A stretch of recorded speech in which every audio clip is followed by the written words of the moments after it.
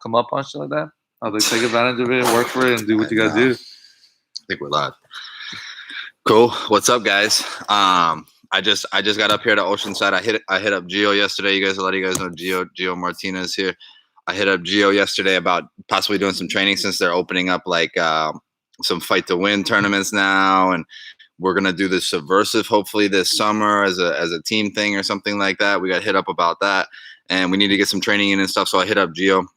The Oceanside pilgrimage is one that I used to make all the time, man. Like Gio will tell you, when I was coming up and stuff like that before I owned the school, we were I was trying to make it a point to be up here twice a week. I was like, dude, the first time I trained with Gio, I was like, this is it. I need to figure out what this guy is doing. I need to learn from this guy 100%. And so like I spent a lot of time like trying to make it up there twice a week to learn from Gio. And we've got a lot of training in since then and stuff like that. He's been like really, really instrumental in me learning and doing all this stuff in that time. So for those of you that don't know, I have students put the questions, like some Q&A questions, just so we have a little format to run off of and we're not just randomly doing it, but we're just going to answer maybe a couple questions. And then, cause I only thought about it a little bit on the car ride up here. And then, and I'll read off the question and kind of what I think on it. And if Gio wants to add, he can add some stuff to it. And then if you guys want to ask just random questions, I know there's fights tonight going on and stuff like that. We can go from there. Yeah, It's gonna be hype. I don't even know. Fights are gonna be crazy. I don't even know. I don't even know who's fighting besides Tony and Justin Gaethje. But Really? I know Jacare was supposed to fight, but he got against Ryan Hall. He was supposed to fight against Ryan Hall. Ryan Hall? Yeah. Shut up. And then Henry Cejudo versus Dom Cruz. Yeah, I did know that. Title. I did know that. And then like I think Rose versus Karate Hottie. Okay. And then there's some sick ones. Yeah. So if you guys got questions about the fights or about training or jiu-jitsu or any of that stuff, yeah, just let us know. But I'm gonna go through a couple questions here. The first one was from Julian Navarez. He says, in your opinion, my guys know that like I also have to ask get these in advance because I like to make keynotes and stuff like that because I have a really bad memory sometimes. And like if I can have all these great ideas, but if I don't have like some bullet points to kind of like remind me of what I'm thinking of, then I'll forget. But Julian Navarez says, in your opinion, what's the difference between being good and being elite in jiu-jitsu other than time invested in jiu-jitsu? Okay, so I'll answer a few things because I've already thought about it. And maybe Gio can listen to what I'm saying and kind of have his own points and stuff like that as well. So when I think about this, I think about your like a big point of it is your ability to be coached and process information and So basically, like either your coaches or your training partners. Those are two big key components, right? Your training partners are instrumental in how you're going to learn and all these things like that. But the coaches are the head of that whole process and that whole thing that's going on. So I've heard like people like Chael Sonnen say that coaches don't matter at all. It's all about training partners. I've heard that, and then I've heard coaches say that it's all about the coaching, right?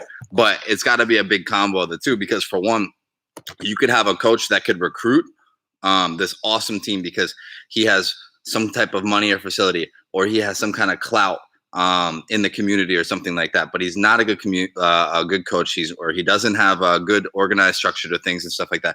So he can bring in all these incredible athletes together, but they have no guidelines for learning. And so what happens is they get hung up where their time is invested. So they might put the same time in, but they're all over the place with their training and stuff like that. And so it's important where your time is invested. And that should depend on the coach, right? The coach should give you a general idea of where your time should be invested. And then you can take and put your own spice on it, on what you're going to do, what's best for you and what you need to learn and things like that. What else did I write down here? Even good athletes need a direction. Time invested is huge, but where is your time invested? Yeah. Like I'll invest certain time, like where your time's invested is huge, right? Because me and Gio could put in the exact same amount of time. He spent tons of time in learning some kinds of techniques and stuff like that were not so high percentage, or didn't work when you got to a higher belt or something like that. And I spent all this time just learning how to pass the guard, or just learning how to do this one thing or something like that. And so where your time is invested is going to be huge. It's going to separate you from being like elite versus good, because somebody can just be good and kind of have a general understanding of things, and then somebody can be elite by really honing in particular areas, and then getting everybody into those areas, because it's all about time spent in particular areas, and then what you know in those areas and what your direction is. And that's going to kind of depend on your training partners and your coaches and things like that. He might have hopefully he has something different too, but I don't know. Just ask the question one more time so I can make sure I'm answering the right question. In your opinion, what's the difference between being good and elite in jiu-jitsu? So like being good versus being elite, other than time invested. So just, you know what I mean? Like, right. I think it's definitely the mentality. You know what I mean? Like you have to think elite. You know what I mean? You have to kind of think like the elites. And what is that saying? It's not really thinking like specific moves or anything like that. It's understanding that it's going to be, like a grind and a lifestyle that you have to really embrace to really hit that next level. It's not something that you can kind of go into it half-ass. You know what I mean? Like you can't really approach this half-ass and expect to be elite. There's maybe one in a blue moon. They're just maybe they don't really have to do much. And I never heard of it, but mostly everybody I know that hits the elite level, they're very hard workers. They have a mentality that they want to be the best. They want to be on top. They want to be elite. Like they make that a priority in their head. You know what I mean? Like for me, example, myself, like when I told myself, like right when I started, like I want to be one of the best. I want to be up there competing with the best of the best in the world, and I want to be respected with those guys. So did my brother. So did Boogie. I know PJ when he came in, he didn't want to be one of the white belts, blue belts, purple belts around. He wanted to be one of the top dogs on the ground. You know what I mean? On the floor, on the mats, and he embraced that. He had a goal. He figured out that he had to set his mind. You know what I mean? Like you have to set that goal so you can really work for it. Because if I'm just training just to train and see what happens, then that's what's gonna happen. It's just gonna go on like that. But if I'm training to be the best and be better than everybody, that's probably gonna happen, or it's gonna get me closer to that goal. You know what I mean? So my mentality, I think, was really something that fitted me at the end. You know what I mean? Like in breakdancing, the same thing. I wanted to battle the best in the world. I wanted to be battling the top dogs. So I told myself, like, I have to really want it. I have to tell myself, like, I have to tell myself to become that high level person. And it's really how you think, and thinking about it's going to make you work for it as well. Obviously you got to work hard and spend time. Like we're not talking about that because that's obvious, but you got to really want it. Like you got to tell yourself, like, I want this. I want to do it. I'm going to do it. I'm going to do everything it takes for me to get there. I'm going to sacrifice some things and I'm going to get to wherever I want to get to, but it's not going to be easy. You know what I mean? But to me, the mentality is going to get you there. Yeah, no, 100%. That's very super insightful. The like he said too, though, like, because there's tons of people that I've had like approach me with all sorts of grand ideas about what they are, what they're going to be, and things like that, but they really don't they don't recognize the true sacrifices and things like that it takes to be elite. Sometimes I'm running into that myself, like, oh, I can't go surfing. Oh, I can't have this relationship with this person. I can't, you know what I mean? Like, it's just things like get in the way of truly being elite. So yeah, it's about putting the work in too. Yeah. Let's see. The next question is, how can you reduce, this is from Nayeli, how can you reduce the risk of getting caught in an arm bar as I'm getting underhooks? So it was kind of a general question. I don't know if Nayeli's in there. I think she's talking about when she's passing the guard, right? That would make sense, I think. Say it one more time. How reduce the chances of getting arm barred when you're going for underhooks. From the top or bottom? She didn't say, but I think she means passing guard. I can't skip that one. No, I did write down a couple things. It is kind of tough to answer. I just don't know what position. If she's talking about the bottom, yeah. I can see what she's talking about. Okay. It depends on what you're underhooking, I wrote down. And passing, you want to eliminate the space between you and the person like you're underhooking, right? don't hook unless you're using it because an overhook. Yeah. Okay. So basically, I'll show you real quick on Geo. If this is what I'm thinking of, because I do know Nayeli and I just know some of her downfalls and stuff. But like, if for instance, like, there's a lot of space with this underhook right here, you can see how exposed my arm is, right? And if my arm is this exposed when I'm going for this underhook, that's when I can get armbarred. Okay. But if I can close the space between me and the underhook, that's going to make a big difference right there. There's also ways like of underhooking and pinning shoulders, right? Because the whole point of underhooking over here on the cross body will be to pin his shoulders, right? So if I can just post in his armpit with a V grip like that, this prevents any chance of him arm barring me, right? Because if I were here with this underhook, he could cinch my arm in as he goes up for it, right? Boom, and then I get caught. But if he goes for the armbar when I'm like this, boom, I can easily pull it out of the way.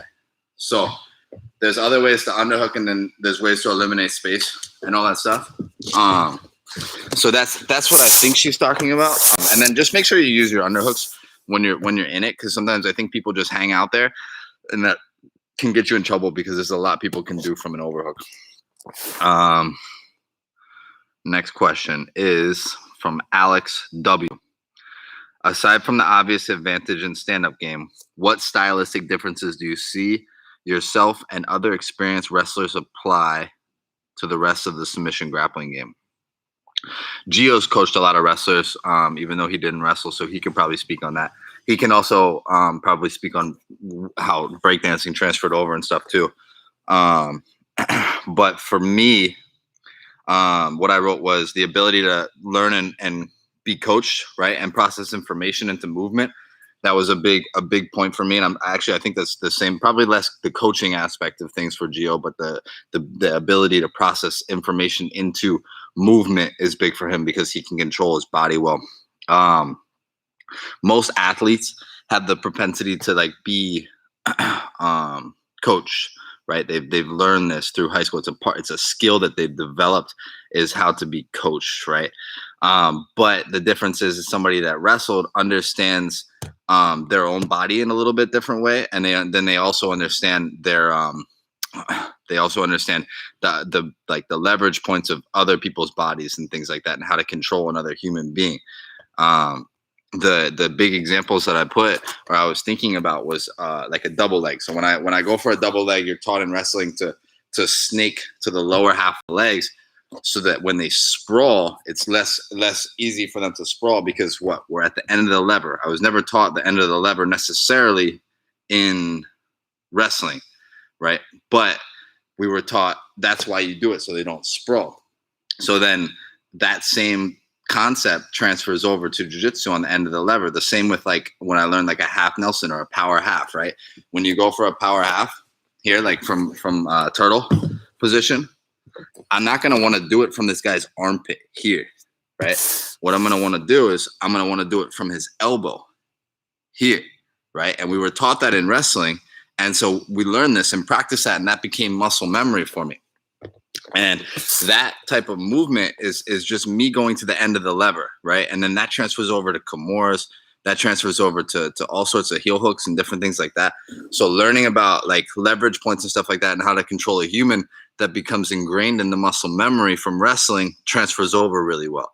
I've also seen wrestling become a detriment to people's jiu-jitsu as well, because what happens is the same thing that happens when somebody comes in really athletic, is that something works for them initially and they come in and they're already really good. They already have an understanding of things, and they can win based on these explosive things or different things that they're doing from wrestling and stuff.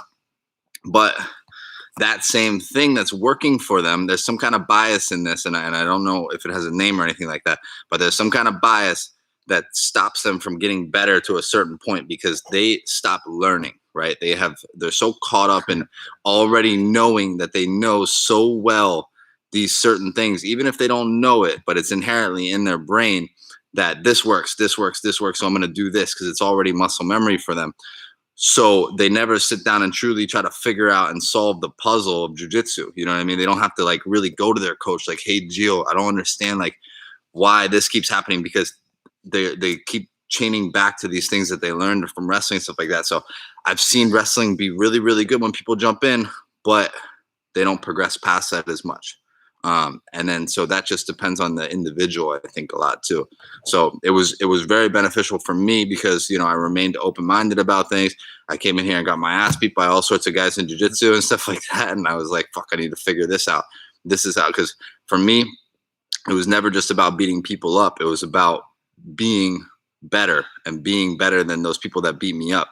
You know what I mean? I could give two shits about beating up like people that I already like I thought were not as good as me or something like that. You know what I mean? And if that was important for me, I never would have got better because I wouldn't have rolled with and I wouldn't have obsessed over trying to get as good as guys like Gio and stuff like that.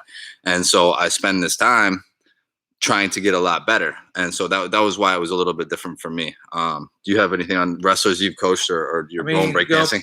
Pretty much when I have to go up against wrestlers, like, or even train with wrestlers, something that I always notice, and obviously my nephew and my niece are both in wrestling because I made sure they got into wrestling because, you know, the benefits are obviously obvious. You know, jiu-jitsu and wrestling are very similar. A lot of things are very similar, but something that I see from wrestlers that a lot of jiu-jitsu people don't have is the work ethic. You know, like wrestlers, I feel like their training sessions are like go, go, go, go, go, go, go. Jiu-jitsu, we don't have to do that, you know? And I feel a lot of wrestlers have that mentality, even if they're not naturally like, energetic people, super high people. When it comes down to hustling and wrestling, they got to do it. That's how it works. A lot of wrestlers work that way. Of course, you're smart and you're calm and relaxed, but they just come in there with that work ethic. And that's great to have a guy like that to build. That's why PJ learned jiu-jitsu so fast. That's why, he excelled faster than a normal person. And the same thing with Ricky. You know, all these wrestlers that came around that I got to train with, they just excel fast because, like he said, they already know how to train.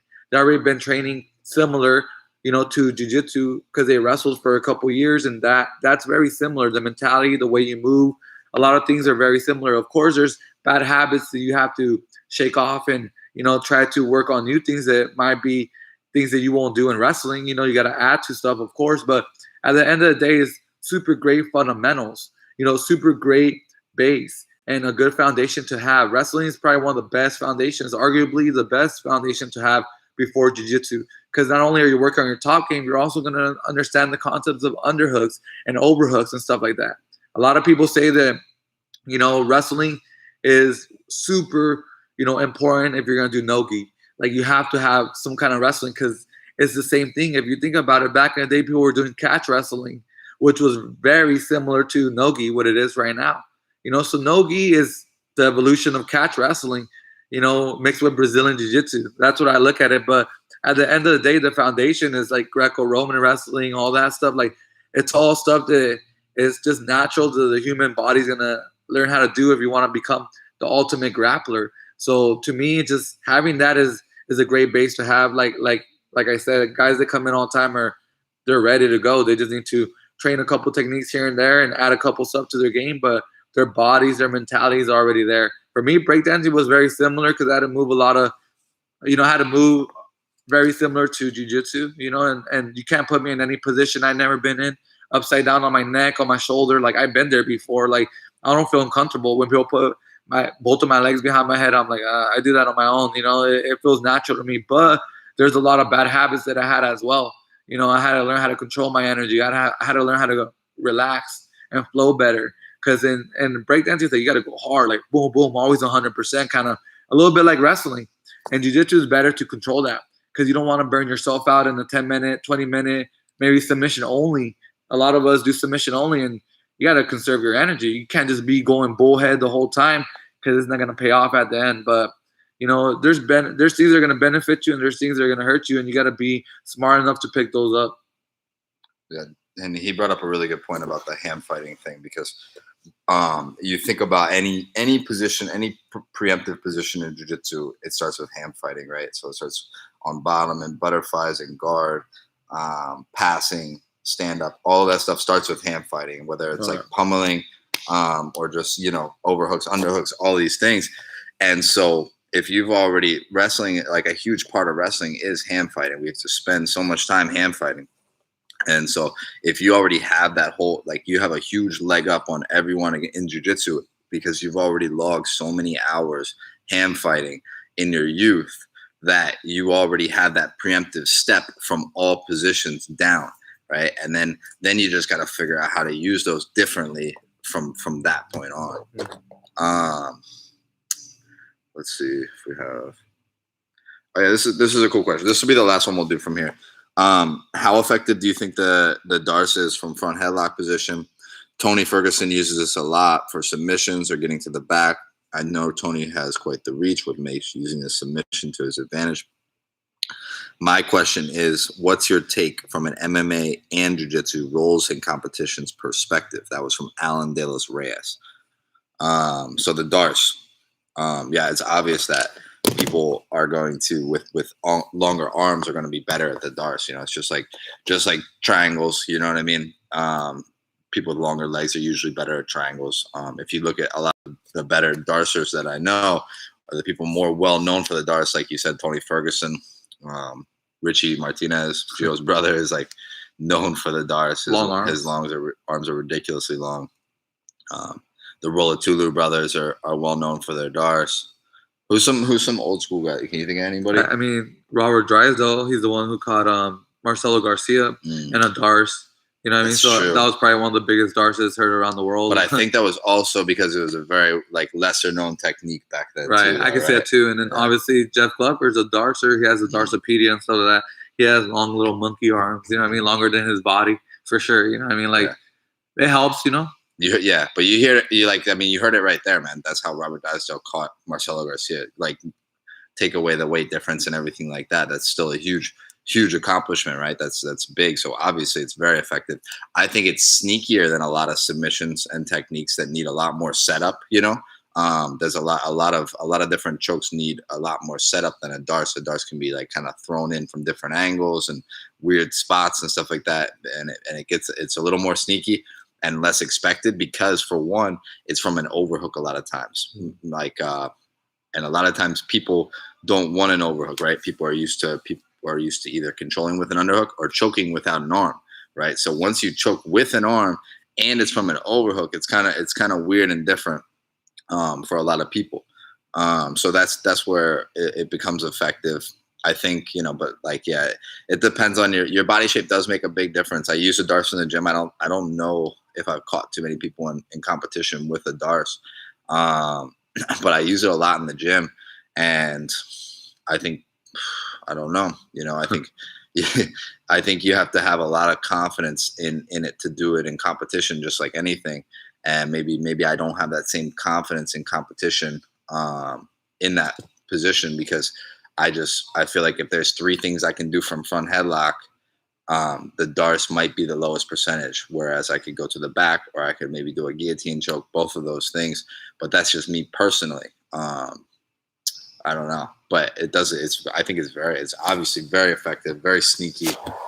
If you got something to add to that or anything?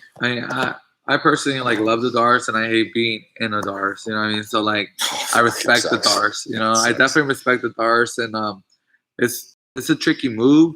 You know, like he said, sometimes you don't even see it, and you get caught in the Darce. You know, reaching for underhooks or doing weird things when you actually think you're gonna do a good move, go for an underhook or something like that. You know, and someone counters you. It's a great move to have, especially from a front headlock.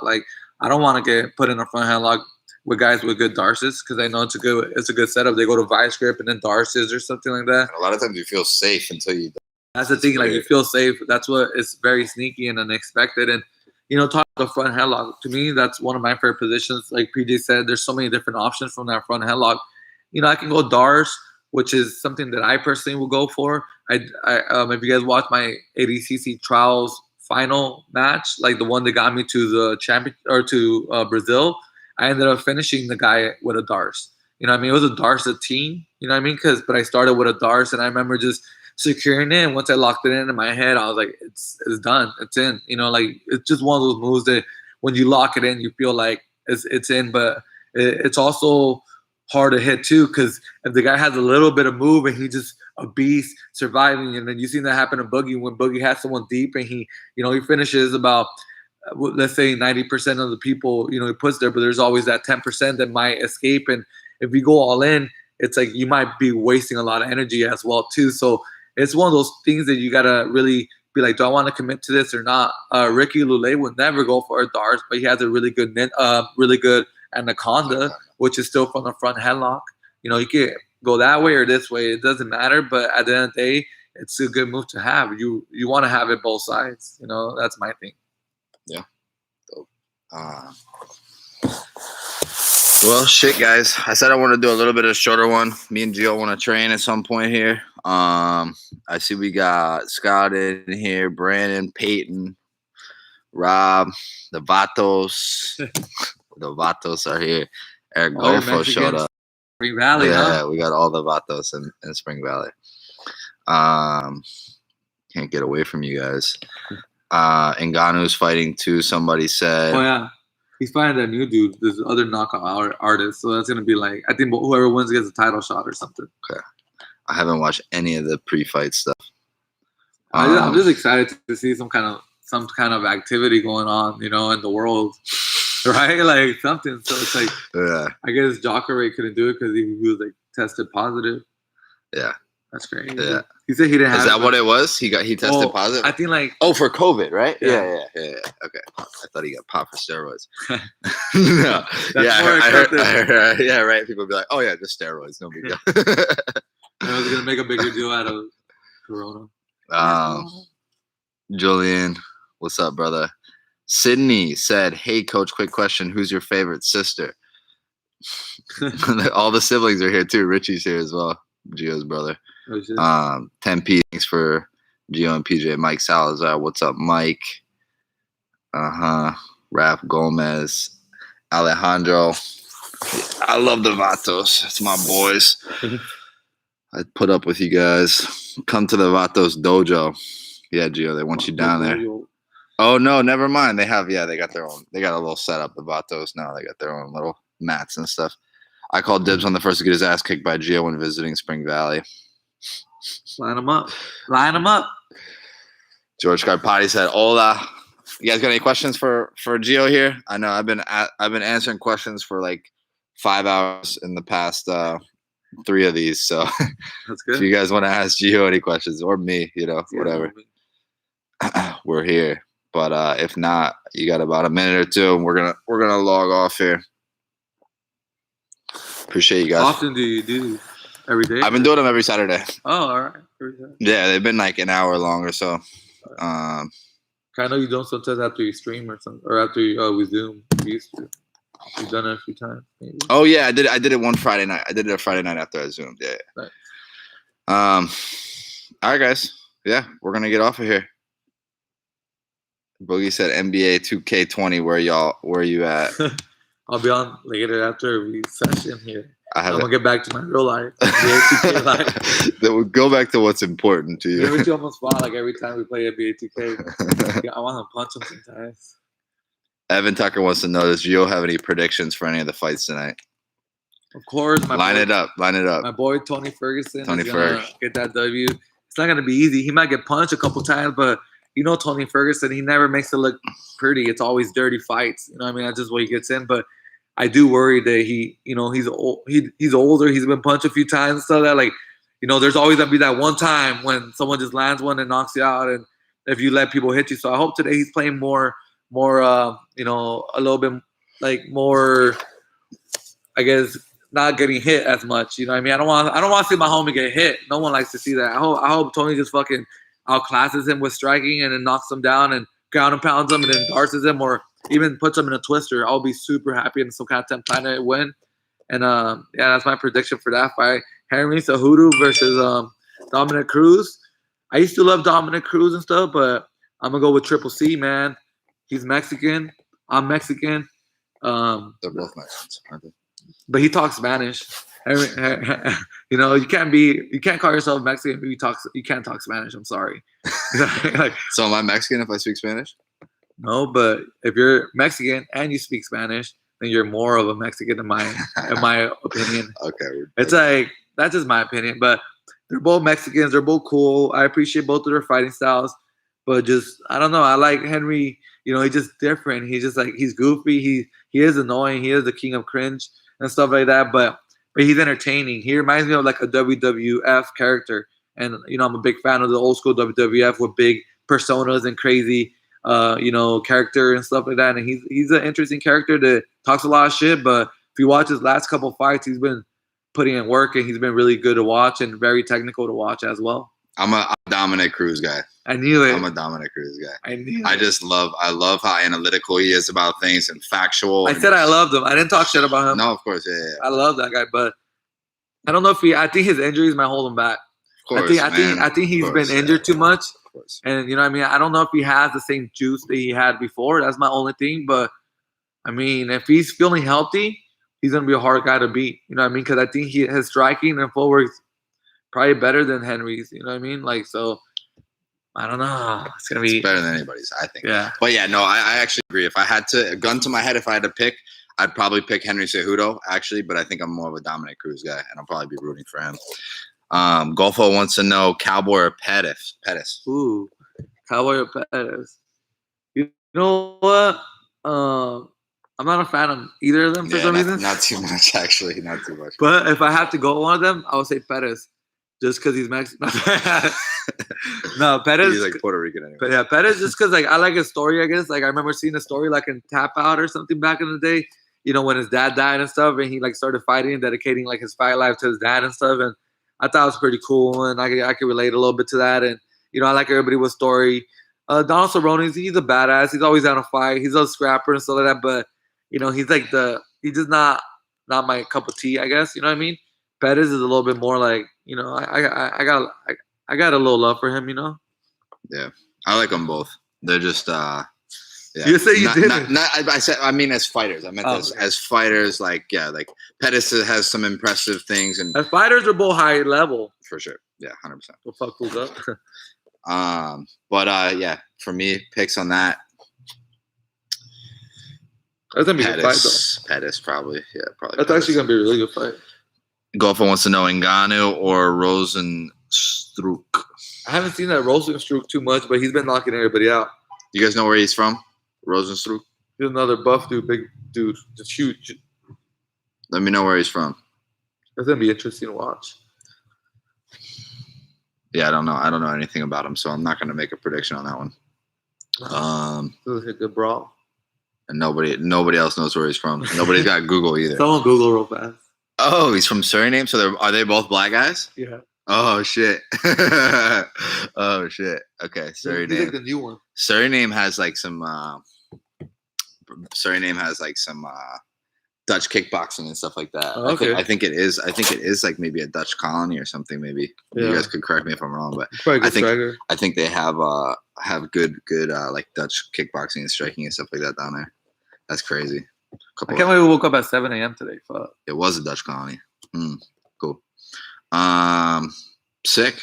Yeah. So who am I gonna pick? I got the African gentleman. I got the big African guy. I got the big African dude. That can knock dudes out. All right. Hey, thank you guys for tuning in, man. It's been fun. We're gonna get a little training in here and everything. Okay, one more. Angela Hill or Claudia Gadelha? That's my girl. But Angela Hill is like a San Diego girl. Yeah. Well, actually, she's from the East Coast, but she trains out here. Claudia though, I think she'll win this one. I've been following Claudia on Instagram for a while. You follow all the UFC fighter girls, huh? Nah, just girls, man. If they fight, I don't want to say girls who try to like that, but you can put yourself there. Okay.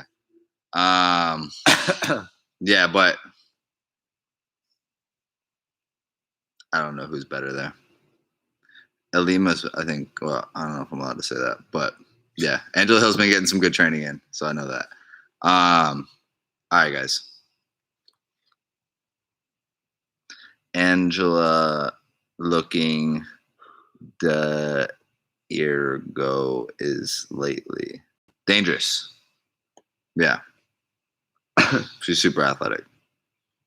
All right, guys. Yeah. Thank you guys for tuning in. Appreciate you guys. Freaks don't sleep. Oos. That was good. I told